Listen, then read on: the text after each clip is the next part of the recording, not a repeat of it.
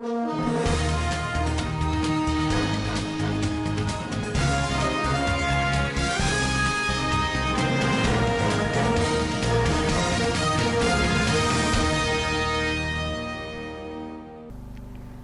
to Standard Voice News Channel. I am Samira Ibrahim. Here are your top stories for today. Zamfara State Police Command to deploy 2,300 personnel to Bakura. Land borders for reopening soon. Senate summons Communications Minister Pantemi over insecurity. On business, Naira continues for that slide. On sport, football legend Diego Maradona dies. And on the international scene, President Muhammadu Buhari mourns ex-Nigerian President Tanja. Now the news in details. Zamfara State Police Commissioner Usman Nagogo says a total of 2,300 security personnel will be deployed for the by-election in Bakura local government area. He said this shortly after a joint meeting with head of security agencies in the state on Wednesday. The commissioner said security agencies were aware of political talks in the area and want them to stay away before, during and after the election in the area. I have a lot of people that we're going to deploy in that election. Approximately, we will have not less than 2,300 on the ground to conduct that or to guarantee security in those other places. In fact, just as I said earlier, all resources will be dedicated to this particular local government, and that's what will simplify issue for us. The election is not in all the states, it's only confined to that particular constituency. So we'll be able to ensure security in those areas. CP Nagogo said security agencies are up and doing to ensure that a free and fair by-election is conducted, pointing out that 2,300 security personnel will be deployed across the 104 polling units of Bakura constituency.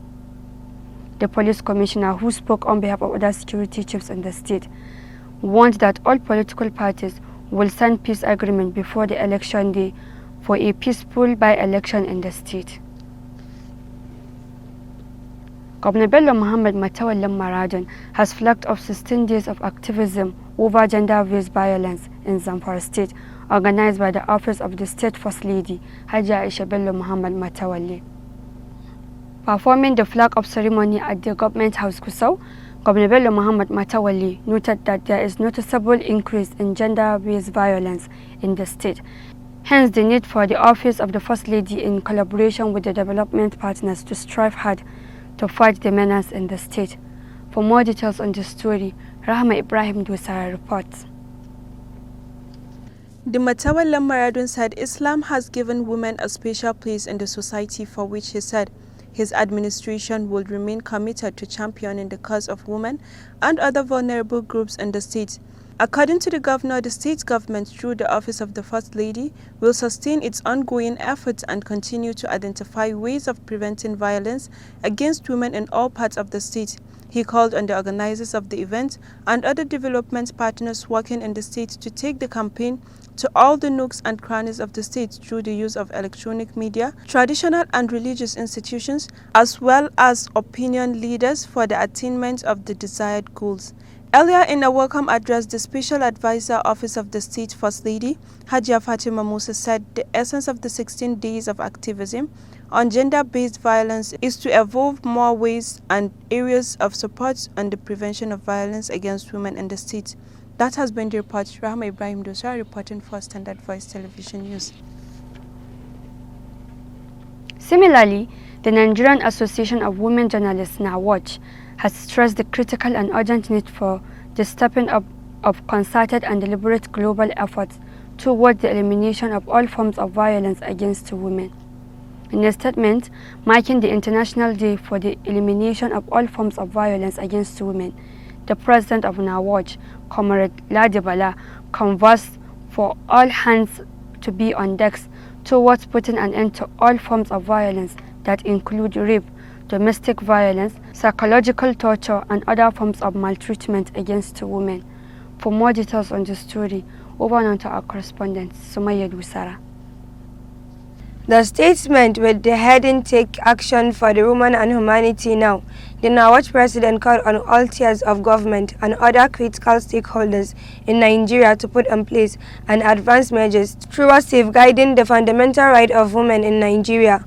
While commending all forms of gender-based violence, the Nawaj president assured that the association would continue to join hands with the relevant and critical stakeholders towards eliminating the rising and unacceptable cases of violence against women. Comrade Ladi Bala further said the Nawaj, under her leadership, is determined and will set up advocacy on gender-based violence, as well as encourage victims to speak out and free themselves from the shackles of oppression and oppressors.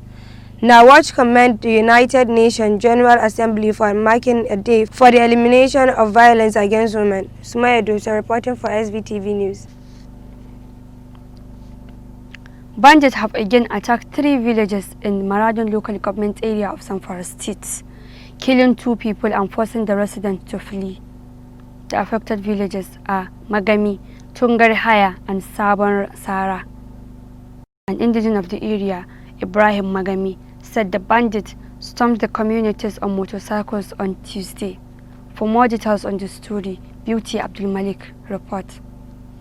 He said they arrived at Magami village, shooting indiscriminately and killing 1 person, while other people ran to the bush for safety. He said when the bandits realized that there was nobody in the village, they broke into shops and carted away food items. Madam Ibrahim said the bandits also moved to Sabon Sara village and launched a similar attack, during which 1 person was also killed and food items were stolen. They also went to Tungar Haya, killed 1 person and set the village on fire. The spokesperson for the State Police Command, SP Muhammad Shehu, said 2 villages, Magami and Tungar Haya, were attacked, adding that 3 people were killed. He said the attack was as a result of an earlier attack on some Fulani herdsmen, during which 3 of them were killed by the Nsake group. He added that policemen had been drafted to the area to restore order. Beauty Abdul Malik reporting for SVTV. The federal government on Wednesday said that the land borders will soon be reopened. The Minister of Finance, Budget and National Planning, Hajia Ahmed, stated this in a chat with State House correspondents. She recalls that the federal government ordered borders closure since August 2019 to curtail illegal importation of drugs, small arms and agricultural products into the country from neighboring West African nations. Hajia Ahmed said the Presidential Committee set up on the issue has recommended reopening of the borders. She said the committee will soon submit its report to President Muhammadu Buhari, after which a formal pronouncement will be made on the matter. Kebbi State Governor Senator Atiku Abubakar Bagudu on Wednesday presented a budget proposal of over 141 billion naira for 2021 to the State House of Assembly. The governor said that the figure includes grants and program-backed funds of development partners amounting to about over 18.1 billion naira. He added that the budget of economic rejuvenation has a recurrent expenditure provision of over 49.5 billion naira and a capital expenditure of over 92.2 billion naira, representing 35% for recurrent and 65% for capital respectively. For more details on the story, Musa Joy reports. According to the governor, the 2021 budget was prepared in line with the federal government fiscal outlook for the 2021 fiscal year. He explained that based on the benchmark oil price of $40 per barrel, there is a projection of 30% increase on statutory allocation over the 2020 revised budget. Inflation rate was put at 11.95 and exchange rate at 379 naira per dollar. Internally generated revenue is marginally projected to increase compared to the revised 2020 budget to 12.11 billion naira. Projected VAT increases from 12.07 billion naira in 2020 to 16.56 billion naira in 2021. grants up from 15.95 billion naira in the 2020 revised budget to 25.1 billion naira because of expected Svtv and ATSAP, National Urban Water Supply, and a host of others. The miscellaneous revenue projections have reduced from 9.9 billion naira in the revised 2020 budget to 5.5 billion naira in the proposed 2021 budget. Musa Joy Onyoza, Svtv News, Gusau.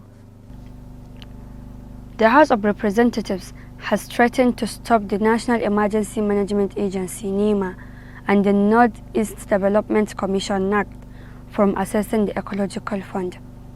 The Chairman House Committee on Ecological Funds, Mr. Ibrahim Isiaka, issued the threat at the public hearing of a bill for an act establishing the regulation of ecological funds. He said, in spite of several letters from the committee inviting NEMA and NAD to account for its own share of the fund, both agencies have refused to furnish the committee with the necessary information. For more details on this story, over now to our correspondent, Peter Phillips. The committee chairman noted that 35% of the federal government's 1% share of the Ecology Fund is being drawn by 4 government agencies in different percentages, in which NEMA and NEDC are among. The secretary to the government of the Federation faulted the bill, saying over the years, the Ecological Fund have consistently been placed under the control of the president, adding that the proposed bill will therefore negate the nature and original design for the Ecological Fund Office. Mr. Boss Mustafa, represented by the Director, Pollution Control Office of the SGF, Igwe Clinton, explained the Ecological Fund as presently constituted is not subject to the process of appropriation by the National Assembly, which according to him gives the President the much-needed flexibility to effectively respond to ecological emergencies. He added that the creation of an independent agency, as the bill is seeking to do, will run contrary to the proposals of the Orasanyi community on rationalization of government ministries and extra-ministerial departments, as it would further add to the cost of governance. That's the report. Peter Phillips, SVTV News, Gusau.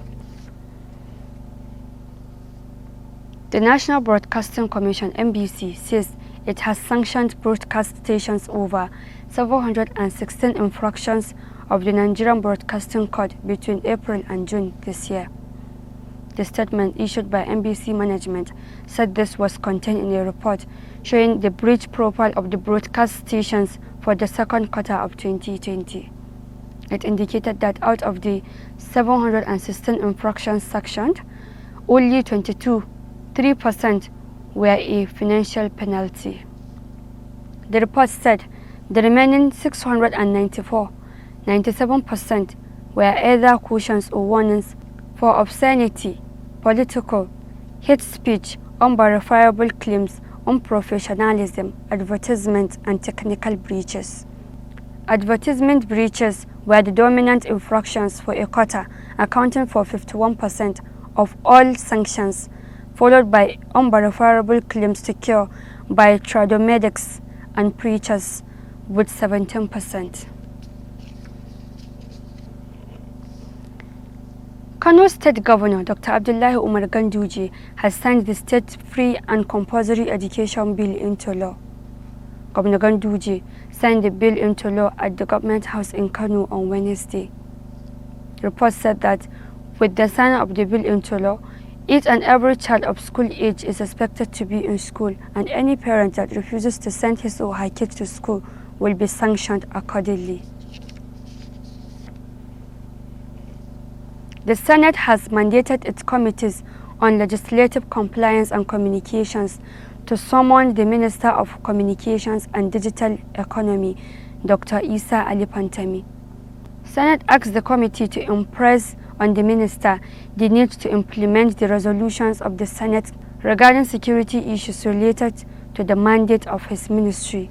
For more details on the story, Hawa Muhammad reports.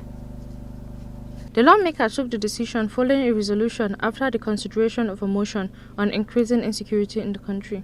Senator representing Taraba South, Emmanuel Bata, moved the motion rising under Order 42 and 57 of the Senate rule. Senator Emmanuel Bata noted that the rate of insecurity in Nigeria had not only increased astronomically, but has reached a melting point. He said the unfortunate developments had led to the kidnapping, banditry, armed robbery, assassination and other criminal activities in the country. According to him, the assassination of the Nasarawa State APC chairman and other high-profile cases are still fresh in our memories. A Chinese national was recently abducted in Taraba State and his whereabouts is still unknown. There is growing suspicion of the complicity of officials of state saddled with the responsibility of protecting the lives and properties of the citizens, but compromised in the process. Hawa Muhammad reporting for Svtv News. Let me quickly take you to our business desk for the business update.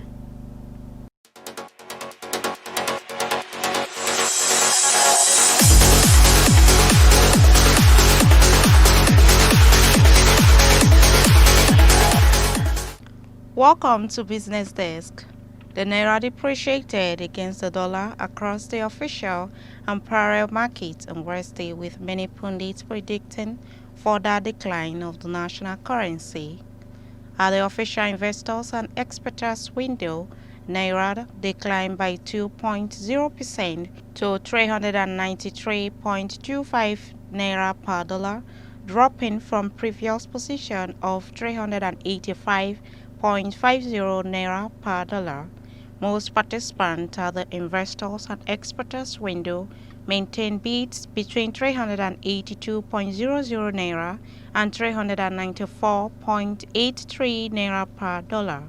At the parallel market, Naira depreciated by 0.8% to 487.00 Naira per dollar. Senior research analyst Lukman Otunuka said the Naira was poised to decline further as the Central Bank of Nigeria (CBN) has limited capacity to sustain its restrictive foreign exchange forex management. Although the Central Bank of Nigeria has devalued the Naira by 20% in 2020 in an effort to unify its exchange rate, the Naira could be poised to decline further as falling reserves complicate the Central Bank of Nigeria's effort in defending the local currency. He said Nigeria's economic picture remains clouded by external and domestic risk, noting that while dollar shortages continue to punish the private sector, rising inflationary pressures amid border closures and COVID-19 related disruptions have hit consumers. And that's all on Standard Voice Business Update. I am Musa Joy Unyoga. Thank you, Musa Joy. On sports, over to Sumaya Dosara.